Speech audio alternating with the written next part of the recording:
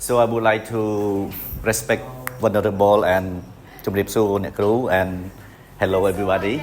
So because I have to present in the chapter 15, okay, and it is about grammar teaching and practice and consciousness raising by Rod Ellis.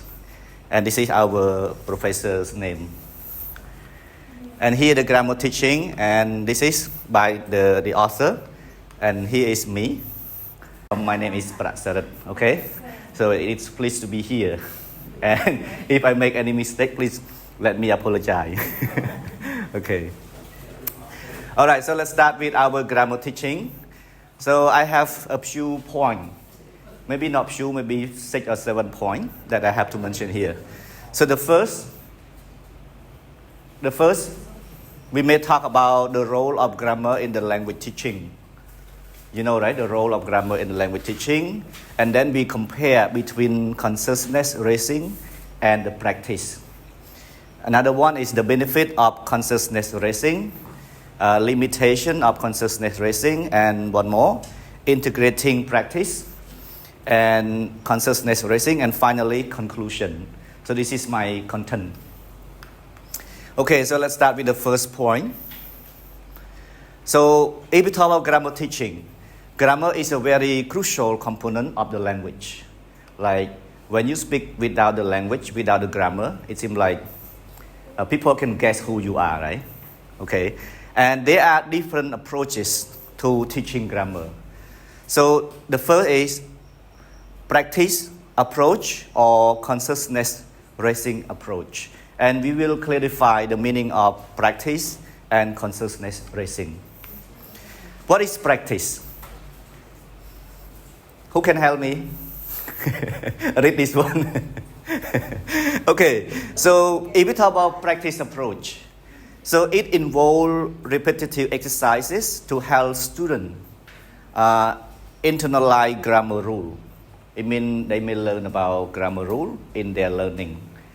And one more is emphasizes on fluency and accuracy through drill, through fill in the blank exercises or other practice activity mentioned by the teacher. And another one is emphasize on fluency and accuracy, right? And the aim of practice is automatically the language in use, means the student can use the language automatically without thinking like about grammar use. So when they start practice, they start saying something, it come up automatically. Okay? And consciousness raising. So consciousness raising focus on making learner aware of grammatical rule and how they function. So they may learn about to create the grammar, to create the word in the language by using grammar. Okay? And another one is activity involve problem solving, discovering rule, and understanding the grammar in the context. Like the teacher give them the short of reading, and the student may identify the differences of the use of the grammar. Okay, and here the two major questions that need to be considered with regarding to the grammar teaching in the second language we call L2. Okay, pedagogy. So the first question, should we teach grammar at all? And the second question is, if we should teach grammar, how should we teach it? Can you share your answer with your partner, everyone? Regarding to the question 1 and question 2. Because you are all teachers, right? Yeah. So the first question is that, should we teach grammar all the time? No, why not? You can talk to your partner a little bit. Or maybe you are busy preparing your speech. Okay. All right, so to answer to this question, we will see the next slide, okay? Second one here, the role of grammar in language teaching. So the first, we may mention about the fundamental importance, how important it is. So grammar is the backbone of the language. The backbone of the language. When you construct the grammar, you construct the right language, okay? Provide the structure and the rule that enable effective communication. So when you make a conversation with the people who know a lot about grammar, you will be able to understand them very well. But if you practice with the one who doesn't know anything about grammar, like they learn just follow from other, you may find out some error in the conversation. Second one is varying approaches. So language teaching methods have long debate. The best way to teach grammar through practice and consciousness raising. There's a debate between the teacher and the teacher and the student. So I would raise only the teacher and the teacher about the supportive of whether they use grammar in teaching or they should not use grammar in their teaching like that. And another one is ongoing debating. So the debate continue on the merit and drawback. I mean, they may find out advantages and disadvantages of debating. So let's start with ongoing debate. So this one I quote from our book provided by the teacher. So Christian in 1982 has accused that formal instructional in grammar will not contribute to the development of acquired knowledge, mean the knowledge needed to participate in authentic communication. So the meaning is that when we learn with the grammar, sometimes it may not, the person that use the grammar may not use it automatically. It seems like they may get stuck sometime because they start to think about grammar. If we compare to the monk and to the simple person, the monk learn a lot about grammar. The simple person, they don't learn grammar. So the one who can communicate well is the simple person, because the monk, when he just speak, he afraid of getting stuck with grammar. not you, Bong. Okay. Because before I studied at Pagoda too, so a lot of monks good at grammar. All right. And another teacher, we can say the author, right? Prabhu in 1987 had tried to show that with some success in the classroom, learner that acquire L2 grammar naturally used by participating in meaning-focused tasks. So, however, including myself, the writer, have accused that grammar teaching does add L2 acquisition, although not necessarily in the way teacher often think it does. So his principle is content is the formal grammar teaching has to delay rather than instant effect. So you see, this one they support about the good thing of grammar, and this one they disagree with the use of grammar in communication. So now let me continue with the second point, integrating practice and consciousness raising. I would divide it into three parts also. The first is consciousness raising, practice, and integrated approach. So what is consciousness raising? So consciousness raising involves an attempt to equip the learner with an understanding of specific grammar feature to develop the clarity rather than procedural knowledge of it. So this one means they make the learner understand well with the grammar.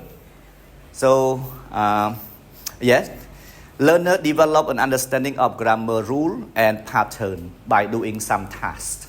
So they understand with this. Second one is the practice.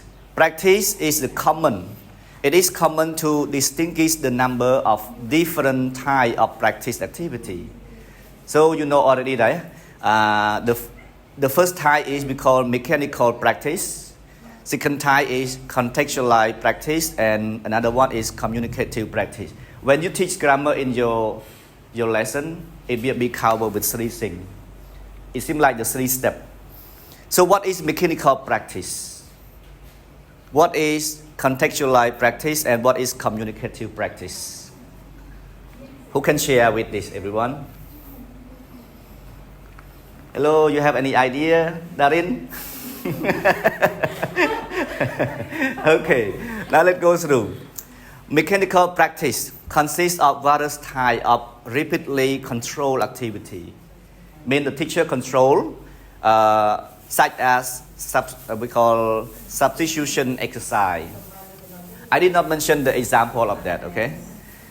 And the second one is contextualized practice. So contextualized practice is still control tool, but it involves an attempt to encourage learner to relate form to the meaning by showing how structure are used in their real life situation. So they learn the grammar rule, they start to create the sentence related to their grammar, their life, okay? And another one is communicative practice. So after they create already, here, they start with communicative practice, entail various kind of activity which require the learner to engage in authentic communication. After they learn the formula, they learn to create the sentence, and then they learn to practice using their own idea in their conversation. Like they learn with present simple, they learn the form, how to form the present simple. Then they learn how to create the sentences. Finally, they learn how to describe activity related to present simple. Okay, another one is consciousness raising and practice. I have divided into 3 points also. So the first one, this is like a short summary of this. So consciousness raising focus on developing learners' awareness and understanding of the grammar. Okay, and practice, emphasizing repeated exercise and activity to automatize grammar use. This is the summary. And the key term of difference here, consciousness raising is more inductive, while practice is more deductive in approach. What is deductive? What is inductive? Phuong, can you answer? Phuong, can you answer to this? How is different between inductive approach and deductive approach? Okay, don't worry, you will learn it now. Here. What is inductive approach? I think we learned already, right, with the previous teacher. So inductive approach involves starting with specific observation and then develop a general theory and conclusion based on the pattern they observe. This is we call inductive approach. Oh, one more. I forgot to check this one. I want to test you. Okay, so this one is the deductive. Okay, deductive approach involves starting with the general theory, yeah, and hypothesis, then test it through specific observation and experiment. It seems like this is like the outcome also. Okay, and one more, the benefit of using consciousness raising. What are the benefits? So the first, deeper understanding. So consciousness raising can lead to a more profound comprehension of the grammar rule and their underlying principle. Second one is the knowledge gained through consciousness raising can be more easily applied to the new context of situation. So everything is there, right? Okay. And one more is learner autonomy. So it fosters the learner become independent, means they are able to use the language correctly. And also the ability to self-monitor and the correct grammar error. They will be able to understand which grammar is right and which grammar is wrong. Okay.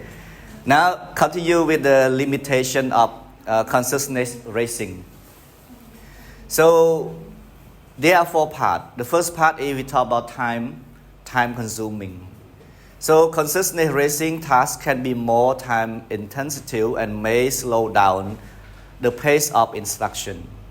You know, sometimes when we instruct the grammar too much, the person who learned that may not be able to use it well because they may focus more only on grammar rather than communication.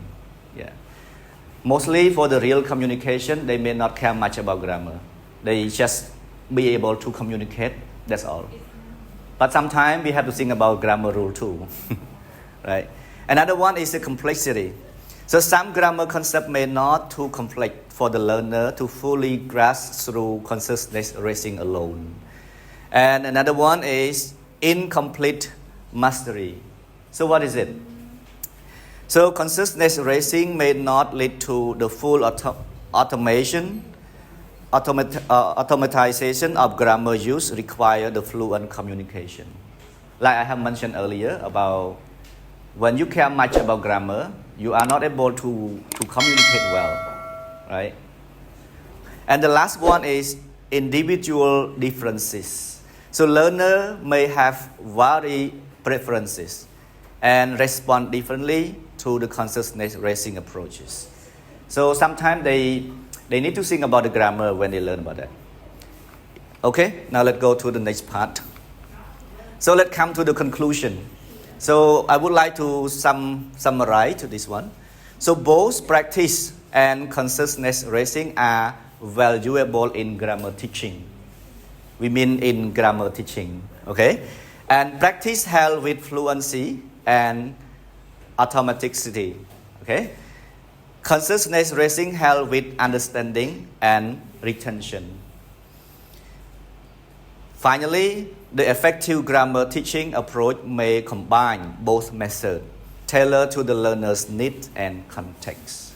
So if we talk about academic learning, there should be all go together. If we talk about daily life, sometimes they don't care much about the grammar. Okay? All right, so that's the end of my presentation. This is a very short presentation for me. Thank you very much.